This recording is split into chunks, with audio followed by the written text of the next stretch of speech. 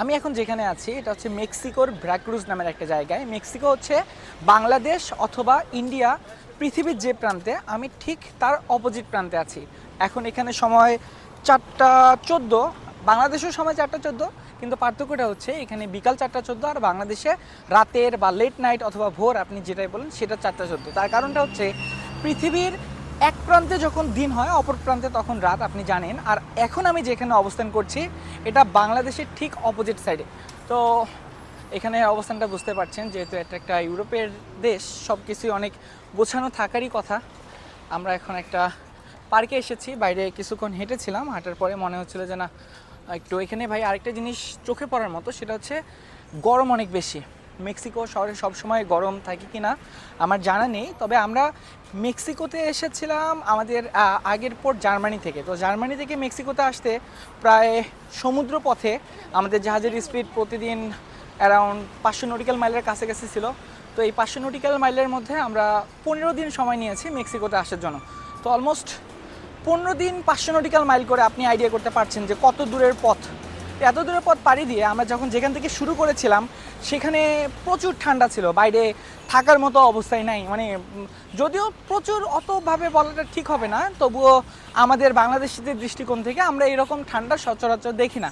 কিন্তু এখন এখানে যেখানে আছি এখানে তাপমাত্রাটা অনেক বেশি, সহ্য করার মতো না, অ্যারাউন্ড 45-60 এরকম হওয়ার কথা। এখানে একটা পাখি দেখা যাচ্ছে, দেখি ভাই।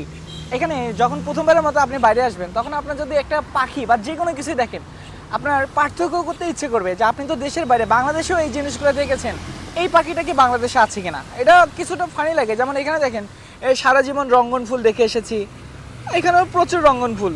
পৃথিবীতে একটাই, এখানেও যা পাওয়া যায় ওখানেও তা পাওয়া যায়। এখানে পাশাপাশি সজনার গাছ দেখা যাচ্ছে। তো মেক্সিকোতে সজনার গাছ, এটা যে সজনাও ধরে আছে। তো এই জিনিসগুলো মনে হয় একটু অদ্ভুত। কিছু কিছু জিনিস হয়তো বা এক্সেপশনাল থাকে, যেগুলো বাংলাদেশে পাওয়া গেলে বাইরে হয়তো বা পাওয়া যাবে না, বা বাংলাদেশে খুব ভালো হয়। আবার কিছু কিছু জিনিস থাকবে যে এইখানে পাওয়া গেলে বাংলাদেশে হয়তো বা পাওয়া খুবই রেয়ার। যেমন এই গাছটাকে আমার চেনা মনে হচ্ছে না, আমি এর আগে দেখেছি, আমার মনে হয় নাই। আপনারা যদি এটাকে চেনেন তাহলে বলে দিতে পারেন। তো এটা গাছের নামও আমি জানি না। এই গাছটা যেটা আছে এটা তো বাংলাদেশে খুবই কমন, এক এক জায়গায় এক এক নামে ডাকে। আপনার জায়গায় কী নামে ডাকে সেটা আমাকে বলে দেবেন। সমুদ্র তীরবর্তী হয়, এখানে প্রচুর নারকেলের গাছ, সব থেকে বেশি নারকেলের গাছ, বাঁশের বাগান। কিন্তু বাঁশের বাগানটা হওয়ার পরেও এই যে রাস্তাটা দেখছেন, রাস্তায় কিন্তু চোখে পড়ার মতো কোনো ময়লা আপনি পাবেন না, সব কিছুই নর্মাল। আর ইউরোপে আসলে আমি আসার আগে সবসময় এরকম ভেবেছিলাম যে ইউরোপ মানে হচ্ছে একটু মানে মেয়ে মানুষ যারা থাকবে তারা খুব শর্ট ড্রেস পরবে বা সবসময় এইভাবে হয়তো বা চলবে। কিন্তু এখানে আসার পরে এই জিনিসটা বা এই আমার যে এতদিনের ভাবনাটা ছিল সেটা কিছুটা পরিবর্তনই হয়ে গেছে বলতে পারেন। তার কারণ এখানে যারা আছে, আমি যদি নর্মালি আপনাদের দেখিয়ে দেই, ম্যাক্সিমাম মানুষই এই রকমেরই ড্রেস ইউজ করছে। আমি এর থেকে শর্ট, হ্যাঁ হাফ প্যান্ট অনেকেই থাকে, কিন্তু আগে আমরা ছোটোবেলায় সিনেমাতে যেরকম ভাবতাম যা ইউরোপের দিকে অথবা আমেরিকার কাছাকাছি এখানে সবাই সারাদিন হাফ প্যান্ট পরে থাকবে, খুব ছোটো ছোটো শর্ট শর্ট ড্রেস পরে থাকবে, ব্যাপারটা এরকম না।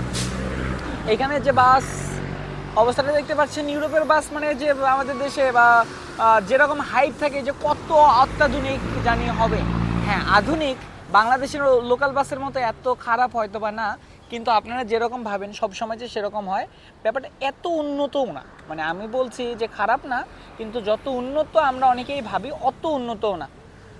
আমরা যে জায়গায় আছি এটার নাম দেখতে পাচ্ছেন জোকালো ম্যালেকন। আরেকটা জিনিস ভাই চোখে পড়ার মতো, এখানে যত জায়গার নাম সব কিছু বা যত চিহ্ন সব কিছু ইংরেজিতেই লেখা, কিন্তু ইংরেজিতে লিখলেও আমরা যেমন বাংলিশ লিখি যে আমার নাম হৃদয়, AMARNAMRIDOY,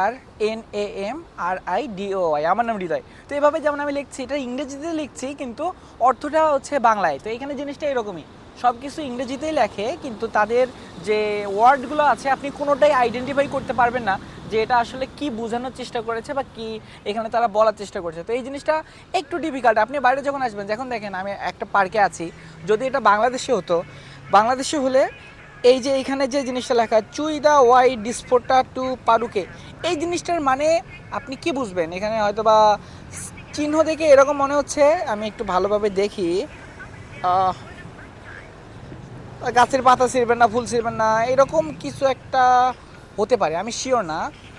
তো এটা চিহ্ন দেখে বোঝা ছাড়া কোনো হয় না, কিন্তু এটা বাংলাদেশে ছাড়া যদি অন্য জায়গায় হতো তাহলে ব্যাপারটা এরকম হতো, প্রথমে এটাকে বাংলায় লিখে দিত, তারপর সকলের বোঝার জন্য ইংরেজিতে লেখা থাকতো। তো এটা পার্কের মধ্যে এরকম সিস্টেম, ইভেন আপনি যখন রাস্তা ক্রস করবেন তখন আপনি বুঝতে পারবেন না যে আপনি কোন ওয়ে ফলো করছেন, আপনাকে নেক্সট কোন জায়গায় যাওয়া উচিত।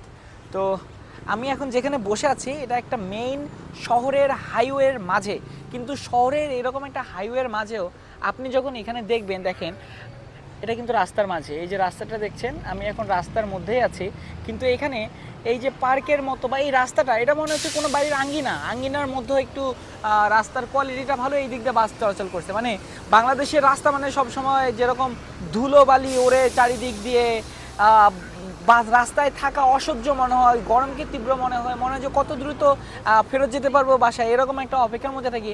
এখানে আসলে আপনার এত আনকমফোর্টেবল লাগবে না, আপনি কিছুটা কমফোর্টেবল হবেন। বাংলাদেশ তো সবসময়, ভাই আমি বাংলাদেশ সবসময় খারাপ, আমি এটা বলছি না। আমার দেশের অনেক ভালো ভালো জিনিস আছে, সবুজে শ্যামলে ভরা যেরকম দেশ হওয়ার কথা, স্বপ্নের দেশ আমার দেশ, ঠিক তেমনই আমাদের দেশেও দেখার মতো অনেক জিনিস আছে।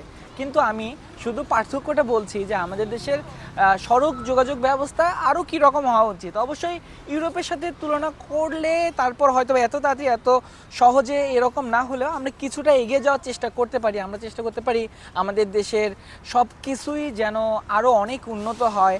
আমাদের দেশে কেউ ইউরোপ থেকে যখন বাংলাদেশে যাবে তখন তারা যেন এই জিনিসগুলো নিয়ে কোনো কমপ্লেন করতে না পারে, বা চোখে পড়ার মতো যেন কোনো পরিবর্তন আমাদের দেশে না থাকে, সব কিছুই যেন স্বাভাবিক হয়ে যায়, সেই দোয়াই করি।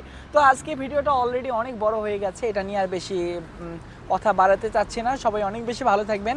সাথে এতক্ষণ ছিলাম আমি হৃদয়, আমাকে তো চেনেনি, ফেসবুক, ইউটিউব, টিকটক সব জায়গায় সেম নামে আমার পেজ আর চ্যানেল আছে, চাইলে সেখানে আমাকে ফলো অথবা সাবস্ক্রাইব করে আপনি জানিয়ে দিতে চান বা পারেন পরবর্তীতে আপনি কী নিয়ে ভিডিও চান। তো ধন্যবাদ, আসসালামু আলাইকুম।